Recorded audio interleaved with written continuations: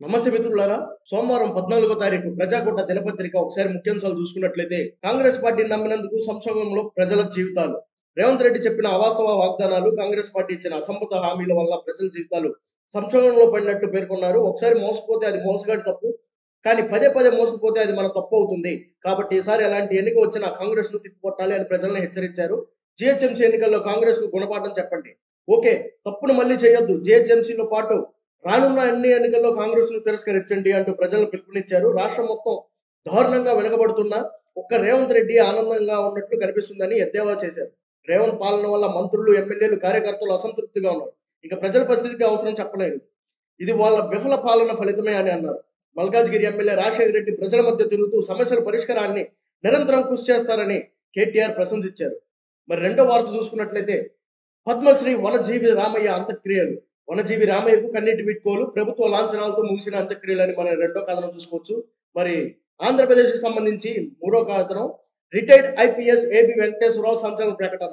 మనం ఒకసారి చూసుకున్నట్లయితే ఈయన గత ప్రభుత్వం 2014-19లో ఉన్నప్పుడు టీడీపీ ప్రభుత్వంలో ఇంటెలిజెన్స్ డీఐజీగా ఉన్నారు. ఆయన అప్పుడు టీడీపీకి బాగా తొత్తుగా వ్యవహరించి వైఎస్ఆర్ కాంగ్రెస్ పార్టీ ఎమ్మెల్యేలు కూడా పార్టీ మారడంలో ఈయన ముఖ్య పాత్ర పోషించారని కూడా, అలాంటి వాటి మీద జగన్ ఇతన్ని దూరం పెట్టినట్టు గత ప్రభుత్వంలో ఆయనకి ఏ పోస్టింగ్ రాకుండా చేశారనే ఒక ఆరోపణ కూడా ఉంది. అయితే ఆయన నిన్న మొన్న కూడా జగన్ మీద తీవ్రంగా ఆయన ట్విట్టర్‌లో ఎక్స్ వేదికగా పోస్టులు పెట్టడం అయన్నీ చూసాం. రాత్రి సంచలనంగా ఆయన రాజకీయాల్లోకి వస్తారని కూడా ఆయన ప్రకటించారు. మరి ఇంకో కథనం చూసుకున్నట్లయితే రాగాల 3 రోజులు ఏపీలో వానలు అని మనం ఇంకో కథనం. అనకాపల్లి ఘటనపై సీఎం చంద్రబాబు దిగ్భ్రాంతి. అనకాపల్లి జిల్లాలో విషాదం చోటు చేసుకున్న సంగతి తెలిసిందే. బాణసంచ తయారీ కేంద్రంలో భారీ అగ్ని ప్రమాదం కారణంగా 8 మంది కార్మికులు అక్కడికక్కడే మృతి చెందారు. ఈ సంఘటనపై సీఎం చంద్రబాబు స్పందిస్తూ దిగ్భ్రాంతికి వ్యక్తం చేశారు. అనకాపల్లి జిల్లాలో ఘోర ప్రమాదం జరిగిన సంగతి తెలిసిందే. బాణసంచ తయారీ కేంద్రంలో భారీ అగ్ని ప్రమాదం చోటు చేసుకుని 8 మంది కార్మికులు మృతి చెందారు. ఈ ఘటనపై సీఎం చంద్రబాబు స్పందిస్తూ వెంటనే సంబంధించిన అధికారులతో ఫోన్లో మాట్లాడారు. ప్రమాదంలో గాయపడిన వారికి మెరుగైన వైద్య సేవలు అందించాలని ఆదేశించారు. కాగా మృతుల సంఖ్య మరింత పెరిగే అవకాశం ఉందన్న ఆయన ఆందోళన వ్యక్తం చేశారు. మరి వక్ఫ్ బోర్డు భూములు రద్దు వెనక్కి తీసుకోవాలని చెప్పేసి ముస్లిం మైనారిటీలు ప్రతి ఒక్కరు కూడా మరి రోడ్ ఎక్కుతాం మనం చూస్తా ఉన్నాం అన్ని జిల్లాలో, అన్ని ప్రాంతాల్లో. మరి ప్రజాకోట రెండో పేజీలో చూసుకున్నట్లయితే టీడీపీ సానుభూతి పరులపై వైసీపీ సానుభూతి పరుల దాడి కేసులో 20 వైసీపీ వర్గీయులు అరెస్ట్ అని ఒక కథనం చూసుకోవచ్చు. ఘనంగా ఎరపతినేని శ్రీనివాసరావు పుట్టినరోజు వేడుకలు. ప్రజా సమస్యల పరిష్కారం వేదిక కార్యక్రమం తాత్కాలిక రద్దు.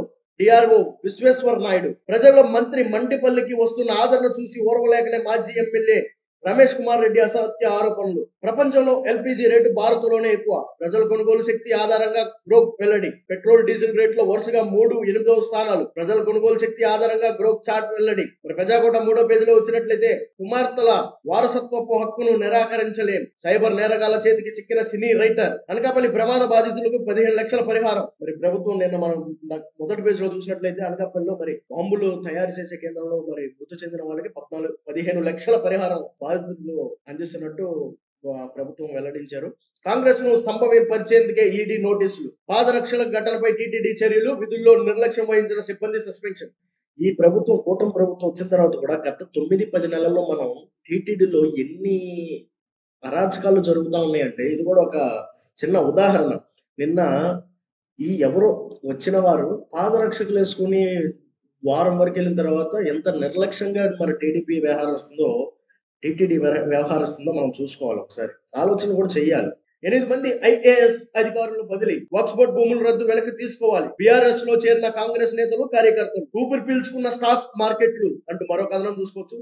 మరి ప్రజాకోట 4వ పేజీ ఎంటర్టైన్మెంట్ లోకి వెళ్తే పవన్ కళ్యాణ్ తెరంగేట్రం చేస్తున్న పురుష టైటిల్ పోస్టర్ ను రిలీజ్ చేసిన సెన్సిబుల్ డైరెక్టర్ గౌతమ్ తెన్నూరి. నెట్టింట కళ్యాణ్ రామ్, అర్జున్ సనహర్, వైజయంతి ఫీవర్ టాప్ 1 ప్లేస్ లో. తిరుమల శ్రీవారిని దర్శించుకున్న హీరోయిన్ మీనాక్షి చౌదరి. వరుణ్ తేజ్ కొత్త చిత్రం ప్రారంభం. ఈ బ్యూటీ ఇలా మారిందేంటి? నెటిజన్లపై ట్రోల్స్ పై స్పందించిన. ఇవి మరి మన ముఖ్యాంశాలు ప్రజాకోట 14వ తేదీన. ధన్యవాదాలు.